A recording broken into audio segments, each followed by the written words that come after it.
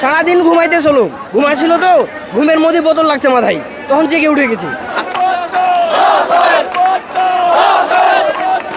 বোতলের স্লোগানটা আমরা দিচ্ছি কারণ গতকালকে আমাদের দাবি ছিল আমরা প্রধান উপদেষ্টার কাছে আমাদের দাবিগুলো পেশ করব, কিন্তু প্রধান উপদেষ্টা বাদে এবং সংশ্লিষ্ট মন্ত্রণালয়ের ব্যক্তিগণ বাদে মাহফুজ আলমকে পাঠানো হয়েছে, যে কিনা তথ্য উপদেষ্টা।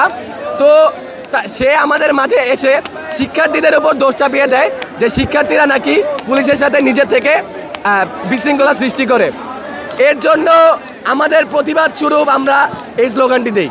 আমাদের ওপর সকালে যে করা হয়েছে, হামলা চালানো হয়েছে, টিআর সেল থেকে শুরু করে অনেক কিছুই, সেখানে আমাদের উপর হামলা চালানো, লাঠিচার্জ করা হলো, সেখানে কোনো রকমের প্রতিবাদ জানানো হলো না, ধিক্কার জানানো হলো না।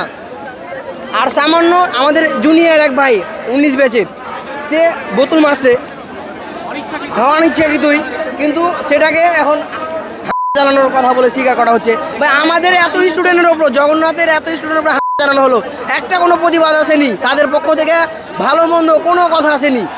আর সামান্য বোতল মারাতে তারা মানে তাদের উপর জানানো হয়েছে, মানে যা বলবে তাই। হ্যাঁ, সার্জিস আলম, হাসনাত, এরা দুইজন সারাদিন ঘুমাইতে চলো। এক পর্যায়ে হয়েছে কি, যখন বোতল মাথায় লাগছে, ঘুমাইছিল তো ঘুমের মধ্যে বোতল লাগছে মাথায়, তখন জেগে উঠে গেছে। আর সারাদিন যে এত চালালো, পিটলো আমাদেরকে, তারা তখন আঙুল চুষলো, তারা আঙুল চুষে ঘুমাচ্ছিল। আর যখন বোতল নিক্ষেপ করা হয়েছে তখন তাদের ঘুম ভেঙে গেছে। তারা কি দেখে না তারা বৈষম্য বিরোধী আন্দোলনের নেতা? তারা তো বৈষম্য নিজেই তৈরি করছে, সঠিকটা বিচার করছে না, দেখছে না। এজন্য আমরা সবাই তাদের পরিপ্রেক্ষিতে মানে সামান্য বোতলের ইস্যুকে নিয়ে এখন সব ধামাচাপা দেওয়ার চেষ্টা করছে। আর জনগণ তো দেখছে, আমাদের মিডিয়া জগৎ তো দেখছে যে কি হয়েছে, আমাদের উপরে অন্যায়ভাবে চালানো হয়েছে। সেখানে কোনো প্রতিবাদ করেনি, কেউ কোনো কিছু বলেনি। সামান্য বোতলের বিষয়টা ঘটনাকে তুচ্ছ করে নিয়ে এখন প্রতিবাদ করছে। এটা কি? এজন্যই আমরা এই পরিপ্রেক্ষিতে বোতলের ইয়াটা দিচ্ছি।